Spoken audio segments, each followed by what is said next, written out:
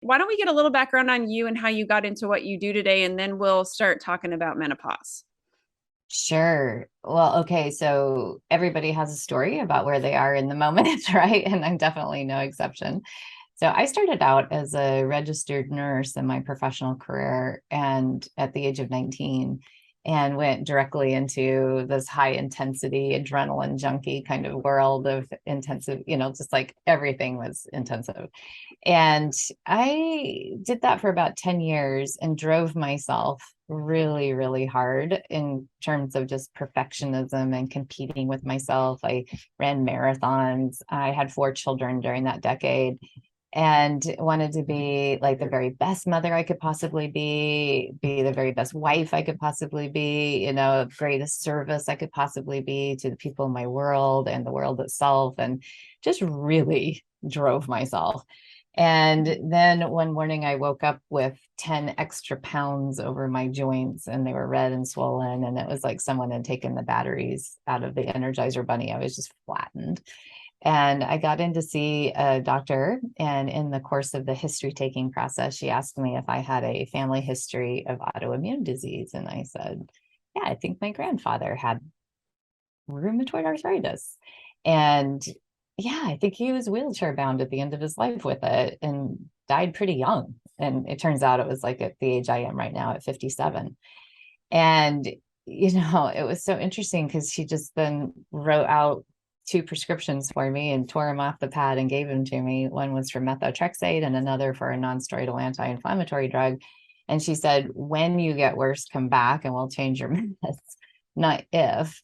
And as she's leaving, I'm going, well, hang on, hang on, hang on. Like I'm really disciplined. I make my own food. I'm really interested in all things health. Like, is there anything else I can do? And she said, I'm sorry, it's genetic. And that's really what people are being told today, staying, all of these years later. And so I remember on my way home thinking, there has to be like my paradigm of medicine that I was born and raised into probably maybe isn't the only one, and that was very interesting because honestly, I always tell my patients and students if an herb had bitten me on the bottom, I wouldn't have recognized it. Would have called it a weed, and it's just like I didn't even know anything about what I teach today.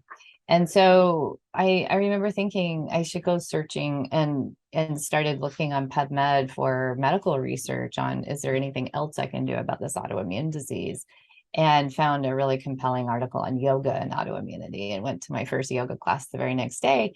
And in the course of that class, as a yoga teacher, you're always having your students hold a posture and you're wandering around the studio talking. And that was exactly what my yoga teacher did. And he said enough about this word Ayurveda that I got interested, and I went home and looked that up online.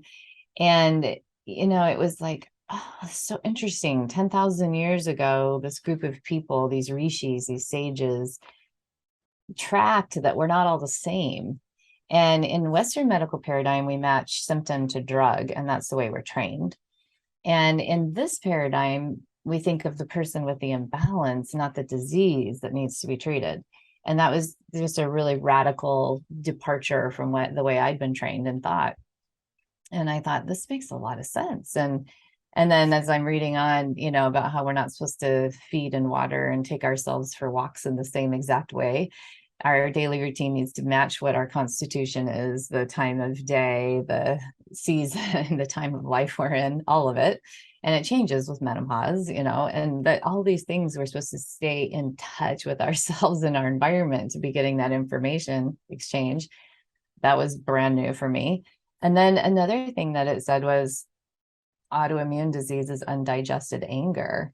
And I remember thinking, I'm not an angry person. I don't know why I have this, and then thinking the next thought right on its heels, well, maybe that's a problem. Maybe the fact that I don't recognize anger as a felt emotion that's safe and acceptable is a problem. Maybe the fact that you strap your running shoes on and go for long miles of running when you are upset is a problem. And so then I started learning how to meditate. And in this process of learning to meditate, this word autoimmune one day started dancing in front of my third eye space. And I remember looking at it and going, oh, auto, that actually means I'm doing this to myself. I'm basically committing suicide in a societally acceptable manner. When's the first time I wanted to die? Because I didn't actually want to die at this period of my life. And I thought, well, let's go see. And so I just followed this little breadcrumb trail backwards in my memory banks and looking for the answer to that question. Is there a time in my life I wanted to die? Like, did I set my cells up somehow for this equation that I have today that's genetically triggered on? And in those days, like we talk about that all the time nowadays, like expression of genetics, epigenetics. In those days, that wasn't a thing. We didn't know about that. And so I just remember intuitively thinking, I think I might have switched this on somehow. And so as I was examining that, I came upon my 10-year-old little girl version of myself who was being sexually abused by the vice principal of the elementary school that I was attending. And I remember seeing, like, looking at her really carefully and going, oh, she did want off the planet.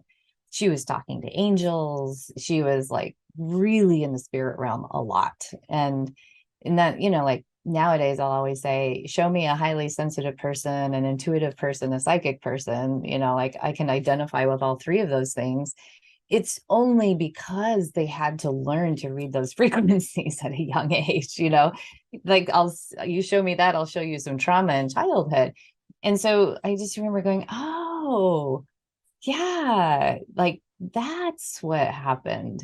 I'm sure of it. I'm sure that I set that cellular messaging in motion and flip that gene from that time period, and knowing that I needed to go and heal that one. And interestingly enough, like quantum physics today tells us time's not linear. And in that moment, I actually knew that I could heal her and affect my future body, not just the one I was sitting in that moment in meditation.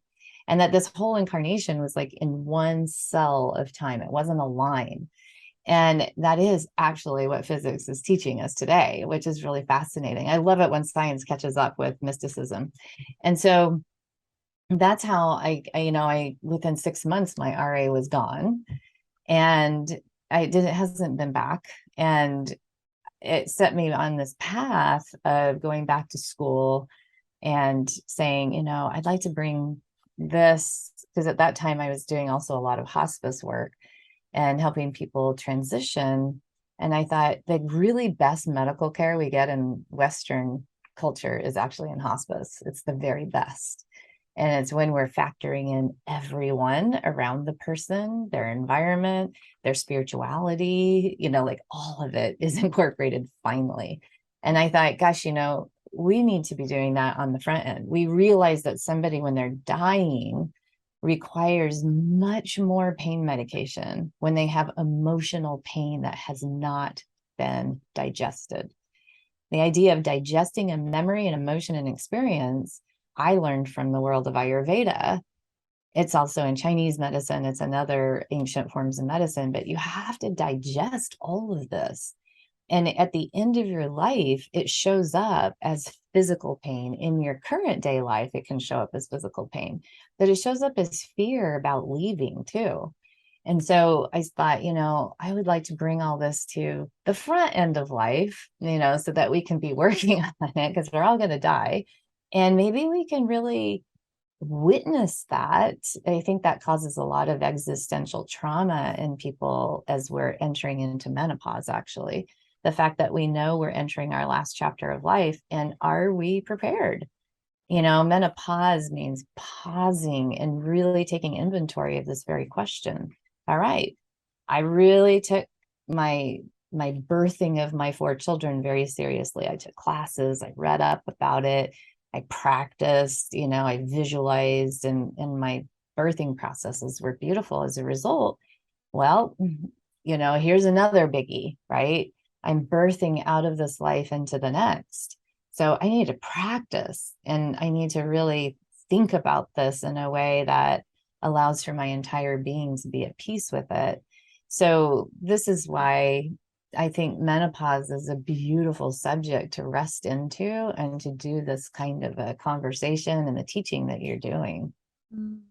Thank you so much for that beautiful background and how you got to where you are today, and bringing in your own childhood traumatic experience, and hopefully people watching right now who have had something similar, carry on in this conversation, because I think I'd love to talk more about that, and Mhm.